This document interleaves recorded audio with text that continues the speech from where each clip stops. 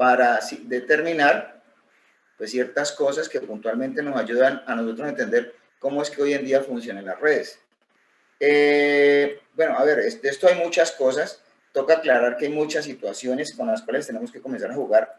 En este caso, algunas condiciones. Habíamos hablado de que IP pues es un protocolo muy robusto para el concepto de la denominación, pues que IP trabaja desde el punto de vista para el lado de IPv4 y para el lado de IPv6, que realmente cuando hablamos de IP no hablamos de específicamente un solo protocolo, sino que hablamos de muchos protocolos en ese caso, y de lo cual, pues obviamente, desde ese punto de vista, pues encontramos nosotros cantidades de cosas con las cuales nos podemos en ese caso entender, y nosotros podemos extraer el mundo en el que actualmente estamos, en ese caso.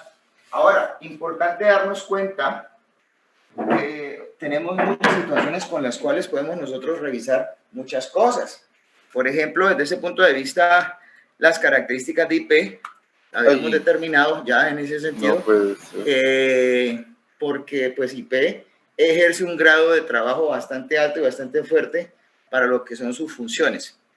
Ahora, independiente pues, de lo que haga IP, pues sabemos que IP es un protocolo que es portado y que obviamente es apoyado en su labor por otros protocolos.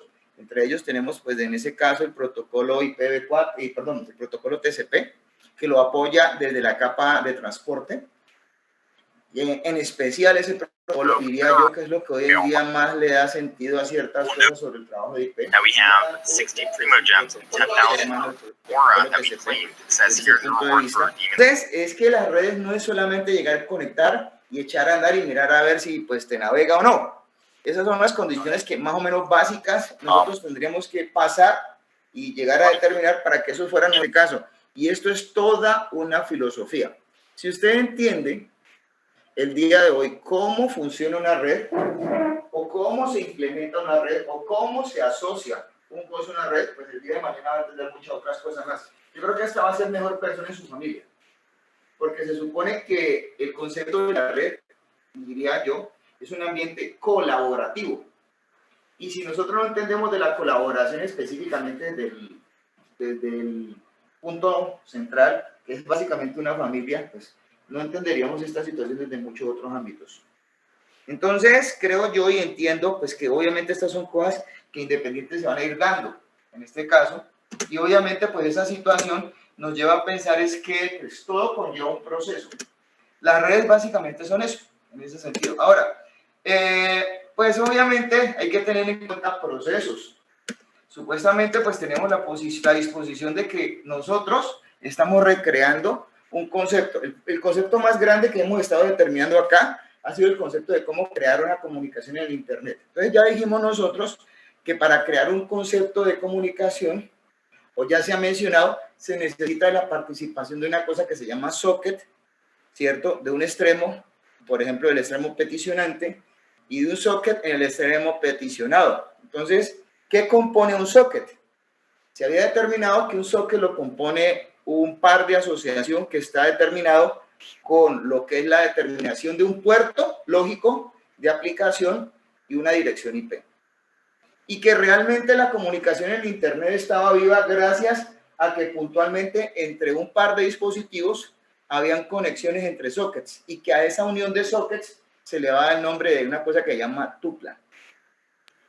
Tupla de comunicaciones.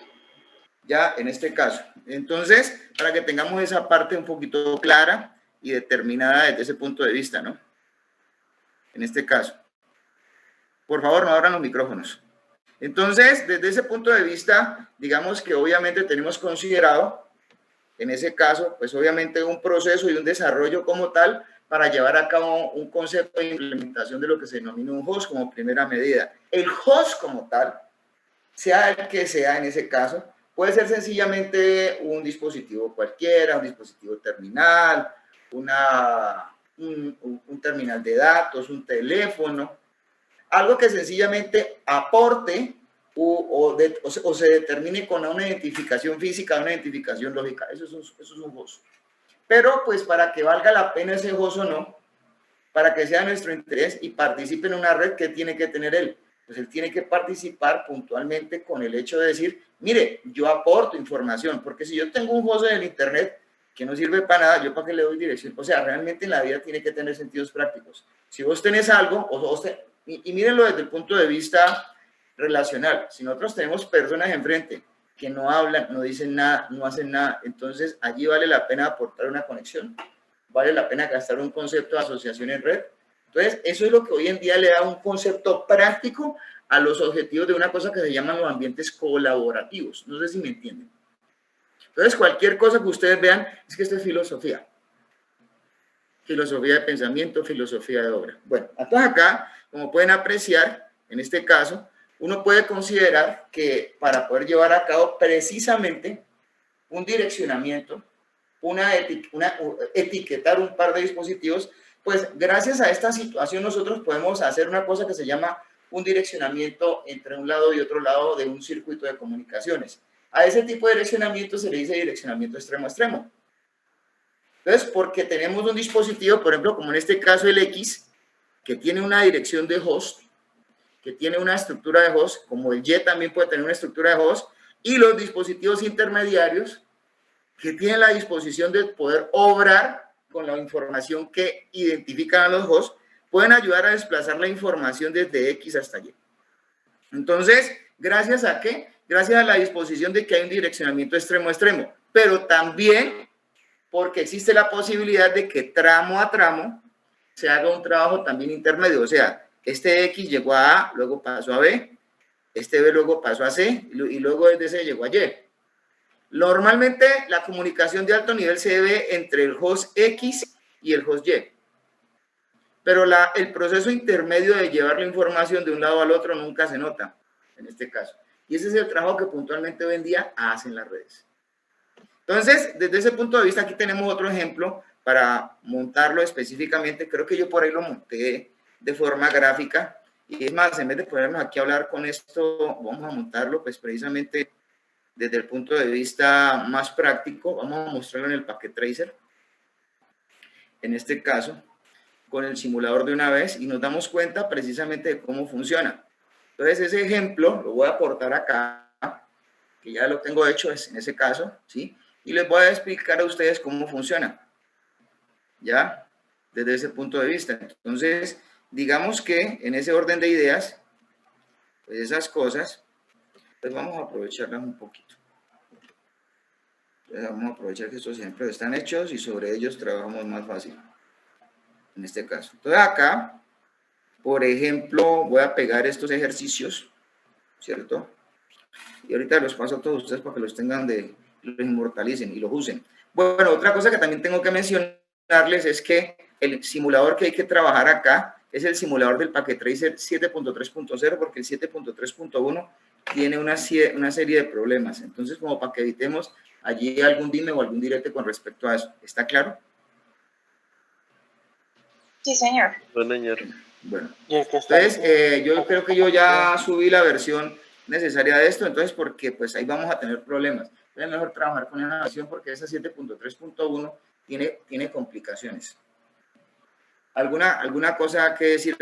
Me imagino que no. Entonces esperemos que hagan este ejercicio y mostramos precisamente esa situación. Entonces acá les voy a demostrar a ustedes precisamente lo que pasa en este slide.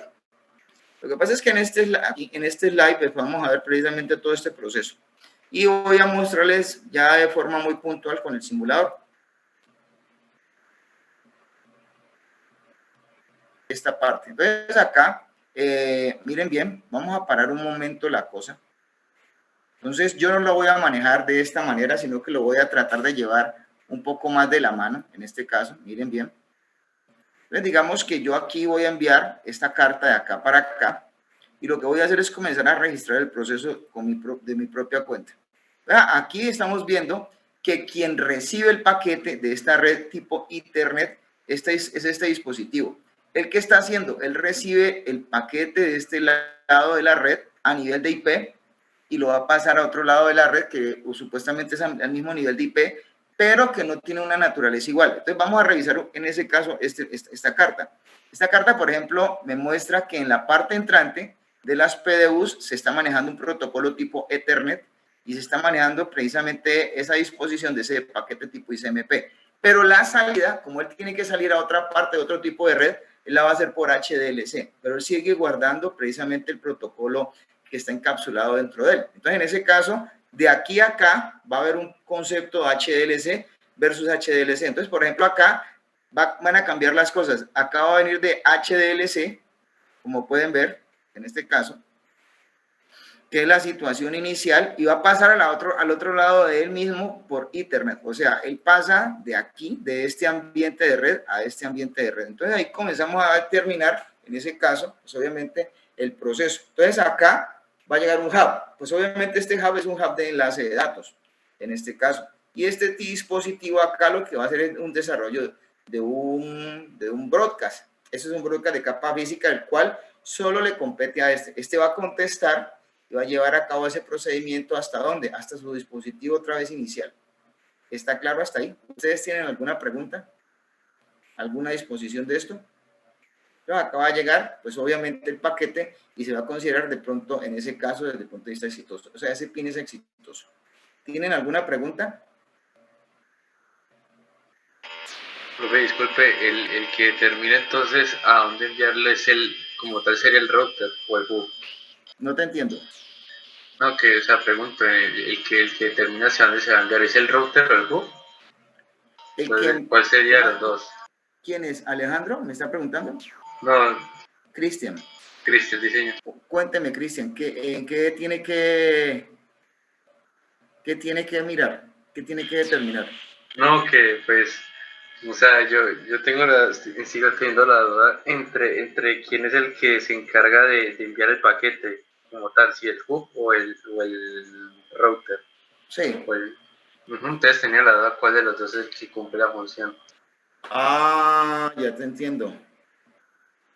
O sea, en este caso, lo que pasa es que en la red, desde ese punto de vista, ¿sí? ¿Qué tenemos nosotros determinado? Pues obviamente tenemos determinado de que eso está compuesto por un par de routers. ¿Quiénes son los que toman las decisiones? A ver, ¿quién le puede ayudar al joven que está acá? Los que toman las decisiones para hacer envío de paquetes entre las redes son los enrutadores. Los que hacen supuestamente la disposición de enviar o de sostener a nivel interno en la red las comunicaciones son estos hubs. Ahora, yo puedo cambiar aquí de roles en esto, en este caso. Por ejemplo, vamos a hacer lo siguiente. Ponme atención.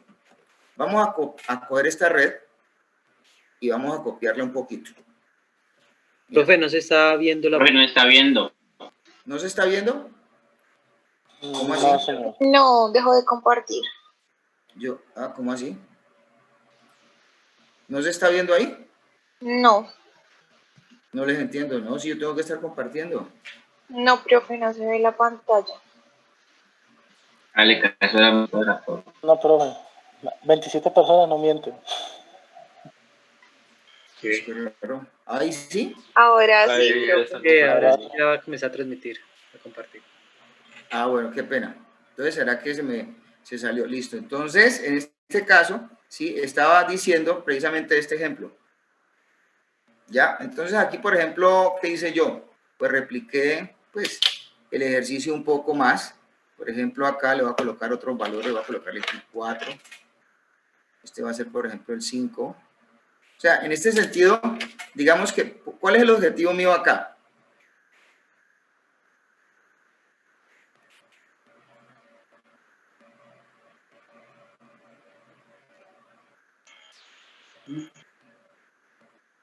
A ver, espérate un momentico, que es que este me está...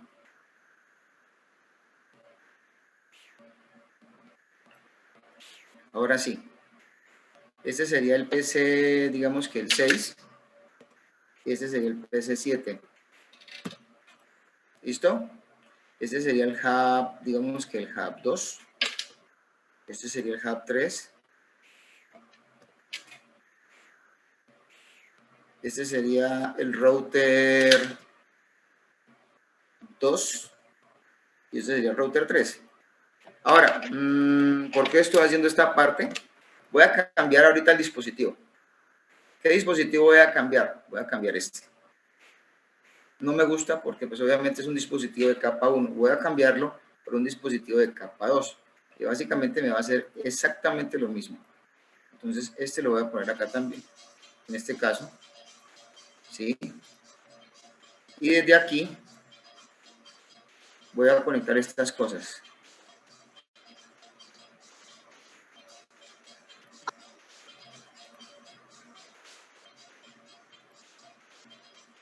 ¿Sí? Vamos a hacer exactamente los mismos procedimientos. O sea, las redes son exactamente iguales. Pero ¿qué tienen ellas de particular? Pues obviamente ya la implementación de la comunicación acá cambia un poco para considerar que tenemos una red arquitecturada. Esta red es arquitecturada con capa 1, capa 3, y esta es arquitecturada con capa 2, capa 3. En este caso, ¿sí está claro? ¿Jóvenes? Sí, señor. Listo. ¿Alguna pregunta hasta ahí? Entonces, lo que vamos a hacer ahorita es precisamente parar el paquete. Mira, lo que pasa es que me preguntaban ustedes, acá es quién toma las decisiones de enviar los paquetes de un lado al otro. Ya, en este caso, denme un segundo, que es que está sonándome el teléfono. Denme un segundito. Denme un segundo, voy a pausar un momentico esta cosa. ¿Quién será que llama a esta hora? Denme un segundo.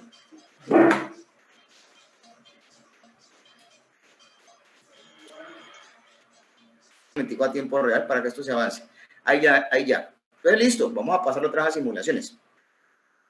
Entonces, acá vamos a ver obviamente un comportamiento. Yo lo que quiero que determinen ese comportamiento de aquí a acá. Miren lo que va a pasar la primera vez. Posiblemente aquí haya un broadcast. Esa es la primera vez. ¿Cierto? Este pues obviamente no ha determinado. Vamos a ver qué pasó acá. Este dijo que tenía un error. Esperen un momentico.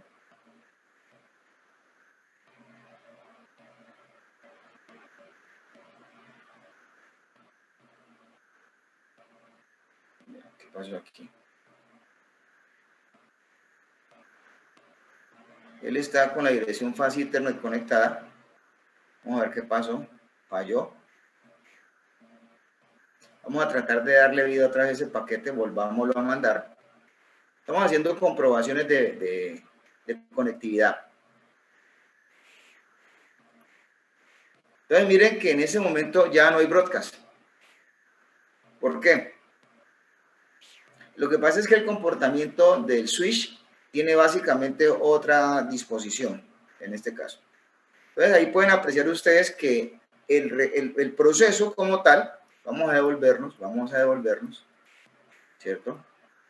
Entonces aquí está básicamente pasando lo mismo. Nosotros pasamos en esta carta que está aquí de mensaje, estamos pasando, es más, de hecho aquí nos podemos dar cuenta, la PDU trabaja sobre Ethernet. ¿Desde dónde viene? De un ambiente de Ethernet y pasa a un ambiente tipo HDLC.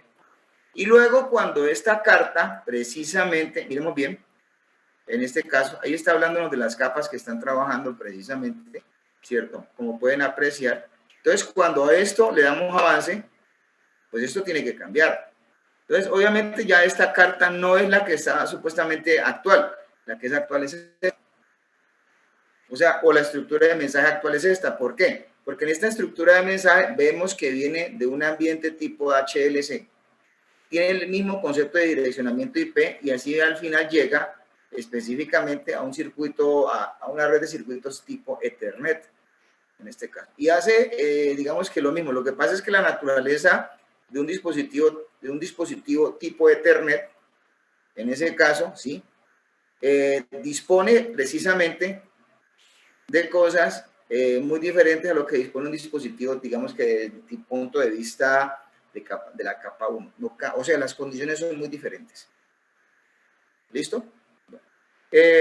Miremos entonces en ese caso, en la presentación, por dónde estaría esto. Entonces, pues obviamente este tipo de cosas,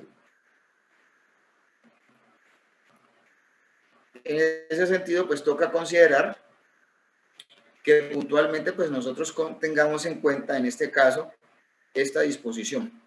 ¿Sí? Miren bien, estamos haciendo el recorrido del paquete a lo largo de las rutas que supuestamente estaba haciendo. O sea, el paquete ha sufrido tanto encapsulados como desencapsulados, en este caso. Si pueden apreciar, ¿sí? Obviamente ese tipo de cosas pues se van a dar extremo a extremo. Lo que pasa es que acá solamente es importante ir de un lado para el otro. Un PIC normalmente es un paquete que es de ida y vuelta, en este caso. O sea, aquí qué tipo de aplicación se está enviando para poder nosotros determinarla. Pues aquí obviamente no está determinando básicamente qué es lo que estamos enviando. Aquí están enviando es precisamente una cosa que se llama correo electrónico. ¿Ya? Bueno, preguntas hasta acá. Hasta la Joven. Profe, perdón, antes de continuar, en el primer ejercicio pasó un error y usted lo borró y después siguió como si nada. ¿Qué debió haber sido? En el primer ejercicio. Sí, había un error que usted dijo que el mensaje pasó, o sea, el mensaje no siguió. Aquí. En el Aquí, en ejercicio. este, aquí. No, en el ejercicio, profe. ¿Puede poner el packet tracer? Eso. En la emulación. En el router 3. Acá. Ah, bueno, probablemente, mira, lo que pasa es que acababa yo de conectar y desconectar este dispositivo. Recuerda pues que estamos hablando de un ambiente de lógica que es un ambiente de simulación. ¿De qué estaba yo tratando de asegurarme? Pues yo estaba tratando de asegurarme de que yo tuviera aquí colgado precisamente en la red local una interfaz. Entonces aquí estoy viendo que la Facite Red 00 tiene colgada una red local, ¿cierto? Entonces, ¿a dónde? En este enlace. Entonces, en ese caso, digamos que vamos a volverlo a enviar. Sí. De lo que estamos garantizando es que, o sea, él no es que tenga errores porque esté mal programado. Es posiblemente por el hecho de que los cachés, el caché interno de lo que es el buffer de este software, posiblemente no haya advertido que ya estaba conectado. Anteriormente teníamos este ejemplo, ahorita teníamos este ejemplo, en este caso. Entonces, mira lo que vamos a hacer. Entonces voy a volver a hacer el ejercicio. Lo que pasa es que lo voy a enviar, obviamente, con una disposición un poco diferente. ¿Ves? Y revisemos un poco. Lo que están haciendo los enrutadores es networking, o sea, trabajo entre redes. O sea, él trabaja con esta red hacia esta red. Y obviamente por las particularidades que tiene este, puede llegar desde esta red a esta red, en este caso. Entonces, desde ese punto de vista, obviamente, esto va a llegar a dónde. Ese es el error que estás hablando, ¿cierto? Entonces, ¿qué pasa acá? Revisemos un poquito que, a ver, miremos esa naturaleza de ese error, porque es que este error sí se puede ver. Entonces, ¿qué sucedió acá? Si notas un poco, él tiene esta, miremos acá desde dónde viene y para dónde va. Él viene de esta dirección a esta dirección, ¿cierto? Él está comprobando conectividad, ¿cierto? Y obviamente esto es lo que entra y esto es lo que sale. Mira que él está haciendo exactamente lo mismo, ¿listo? O sea, errores aquí por programación no. Miremos a ver qué sigue pasando. Vamos a ver qué sucede. A ver qué sucede y a ver si él de pronto en ese caso, por el hecho de que él no ha recreado el conocimiento de esto. Recuerden que aquí hay otra cosa que también tiene que pasar. ¿Cuál es? Y es que ellos, como es primera vez que se conectan, aquí tiene que trabajar un protocolo que se llama ARP. Entonces, probablemente acá el proceso del ARP se esté dando, en este caso, ¿sí? Y lo que pasa es que nosotros aquí no estamos teniendo en cuenta las condiciones de ese dispositivo, de ese procedimiento, precisamente.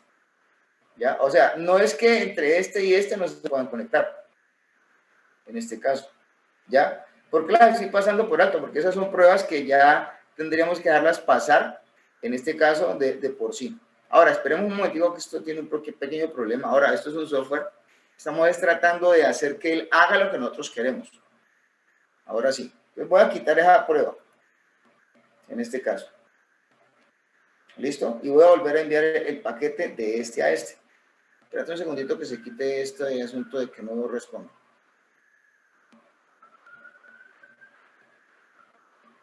Bueno, ya aquí toca limpiarle los eventos que tenía ahí asociados. Entonces, ahorita voy a mandarlo otra vez.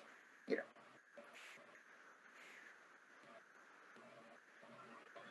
Entonces, ¿qué crees que va a pasar allí? Pues sencillamente lo que va a pasar es que él ya como que sí resolvió ese problema internamente, ¿sí? No es que ahí está dándose un broadcast precisamente, ¿por qué? Porque es que ese dispositivo no lo conocía este. Entonces, la próxima vez va a haber un broadcast, revisemos. ¿Aquí va a haber broadcast? No, porque es que ya este ya lo conoce y este ya se conoce. Entonces, cuando él se devuelve precisamente a complementar el envío del paquete, pues ya en ese sentido, pues cumple con su misión. O sea, en este momentico, ¿cuál es el por qué no está funcionando? Porque probablemente la primera vez en una red arquitecturada de este tipo de Ethernet, ellos tienen que conocerse entre sí. Aquí tiene que utilizarse un procedimiento, voy a escribirlo por acá. Aquí hay que usar un procedimiento que se llama ARP. ¿Por qué? Pues obviamente el dispositivo va a llegar a este punto a preguntar, bueno, ¿dónde está realmente el dispositivo destino? ¿Quién puede saberlo? Pues obviamente lo que va a hacer es acá un broadcast para que supuestamente estos dispositivos contesten y el que obviamente está involucrado sí entregue la petición que es. ¿Está claro? O sea que la primera vez que cuando estos entran a la red, se le manda el paquete a todos para saber qué dispositivo es y quién es. Y luego ya sí. Por lo general, cuando están arrancando casi que la gran mayoría de todas las redes están haciendo reconocimiento entre los mismos dispositivos. Es como si dijéramos en un momento determinado, estamos pagando revista. Sí. Entonces, pues para saber quiénes son quiénes y luego pues va a ir específicamente hacia donde debe. Hacia donde debe, exactamente. Entonces, ¿por qué? Porque acá están construidas de esa manera las tablas que puntualmente pues las cosas están, para las cuales nosotros estamos trabajando. Lo que pasa es que todos los dispositivos construyen precisamente tablas, ya con las cuales pues estos procedimientos precisamente tienen que comenzar a funcionar. No sé si eso está para usted ya más claro. Sí, profe, muchas gracias, oye. Bueno, listo, entonces continuemos. Cuando se cansan me dicen porque vamos derecho, ¿no? En este caso. Hablemos otra cosa que está asociada a esto, que es básicamente la disposición de caracterizar a IP. IP es un protocolo que es precisamente todo lo contrario de esto. IP se considera un protocolo no orientado a conexión. ¿Por qué? Porque IP considera o determina que él tiene que enviar los paquetes, en este caso por diferentes rutas. IP no sabe específicamente cómo es el orden de los paquetes, porque como primera medida, IP es un protocolo no orientado a conexión, IP es un protocolo que es two-way handshake. ¿Qué quiere decir eso? Que él pues sencillamente se va comunicando a medida de que se va entendiendo con la siguiente parte de la red, antes de enviar básicamente el paquete. Entonces, por ejemplo, toma una determinación y dice que se lo va a mandar a este. Este puede tomar una determinación, pero dependiendo de las condiciones de red, él lo puede hacer por para que llegue acá o por acá mismo. En este caso, a esta acción que está determinada para eso se le dice conmutación de paquetes. ¿Está claro? Bueno. Ahora, señor.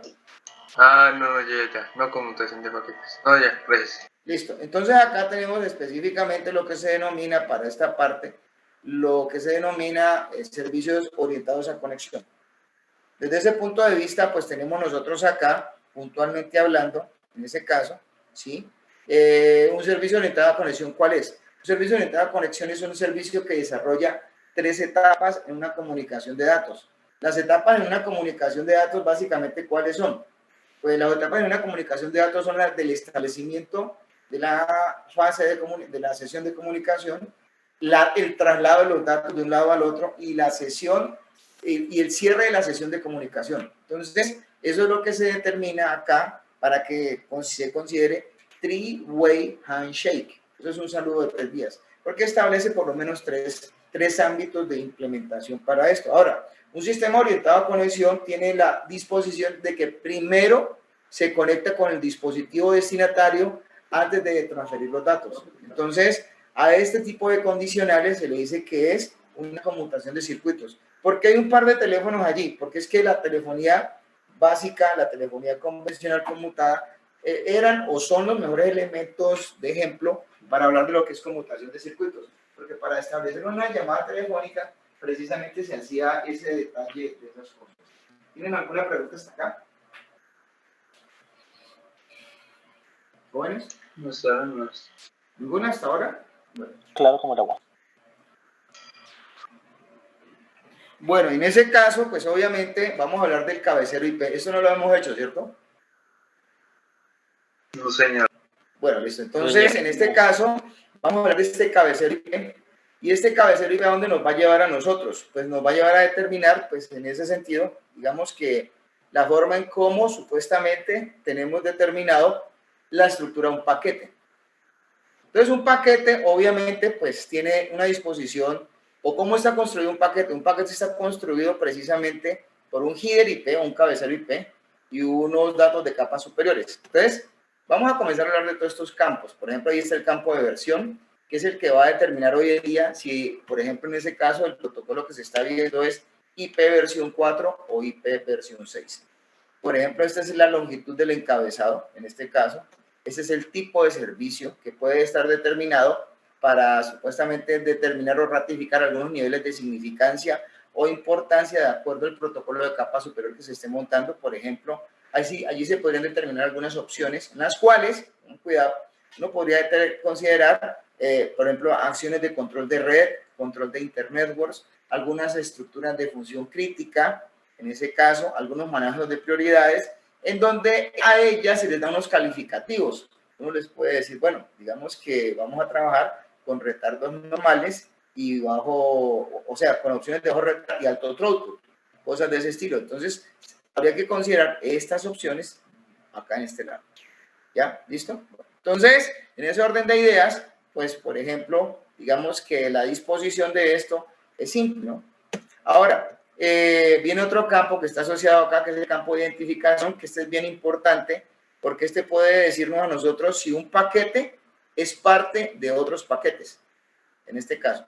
¿Quién determina esa parte? Pues van a determinarlo específicamente las banderas. Las banderas nos van a decir en ese orden de ideas si el paquete es fragmentado o no es fragmentado. Por lo general, un paquete cuando no está fragmentado hace parte de un flujo o streaming de información.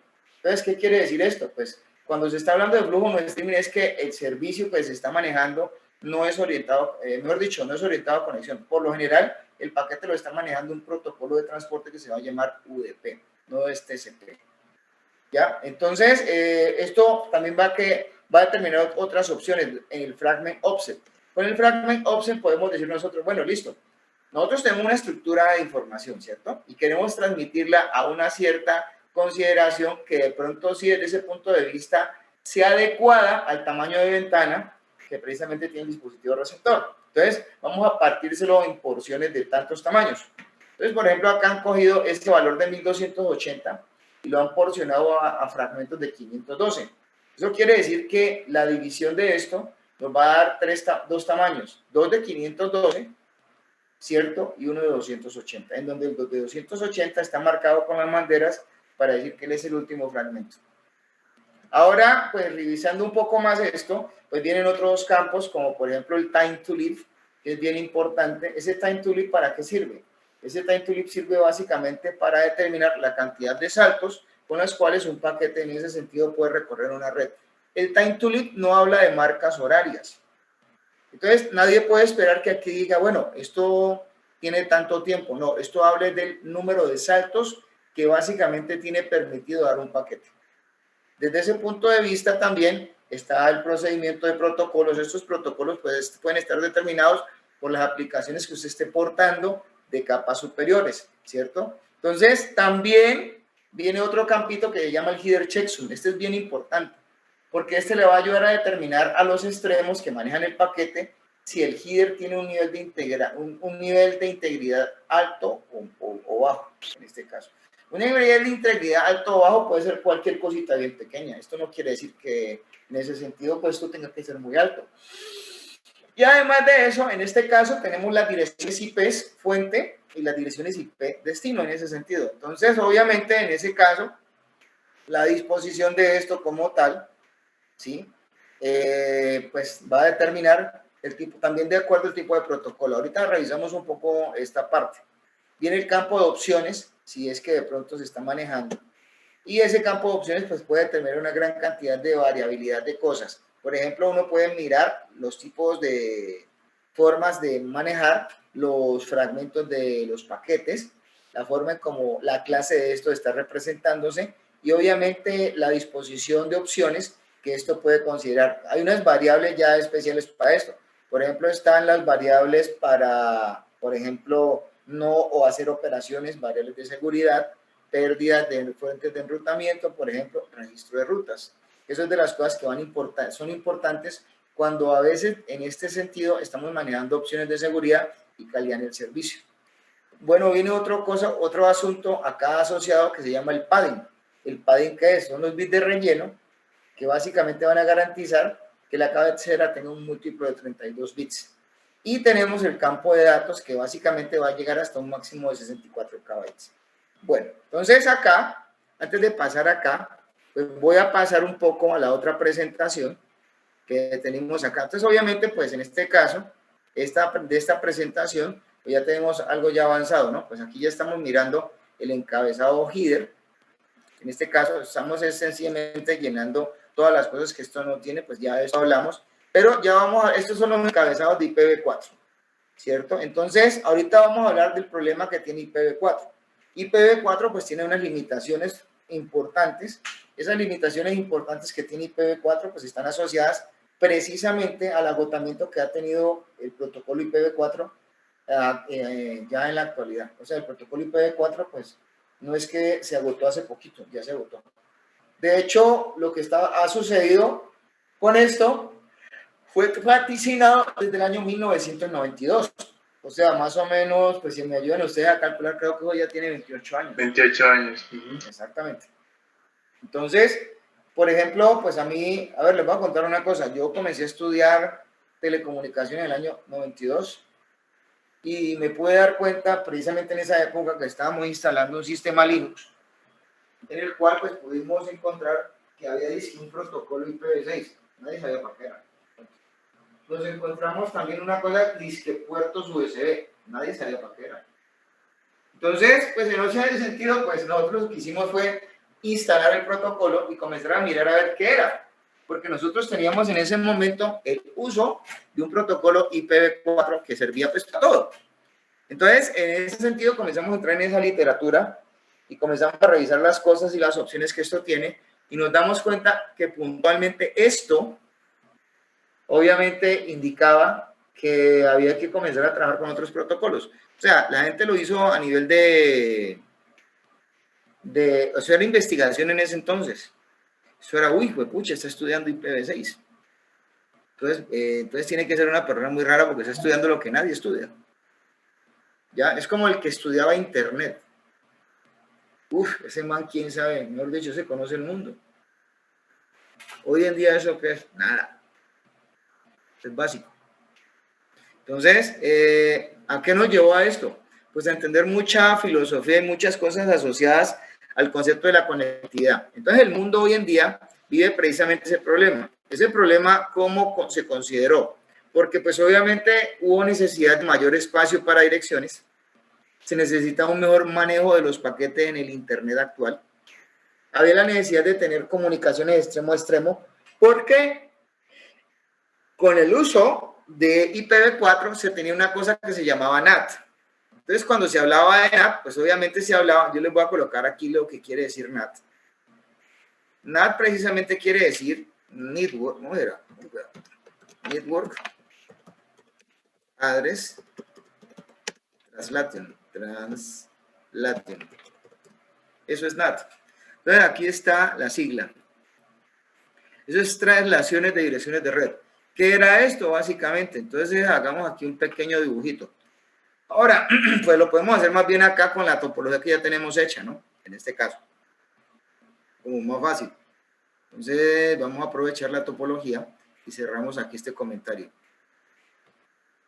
Entonces, acá, en la topología, precisamente, pues vamos a determinar dónde está normalmente ubicado un NAT. Supongamos que para mí esto es el Internet. Pongámoslo acá. Supongamos que para mí esto es Internet. ¿Listo? Aquí le decimos Internet.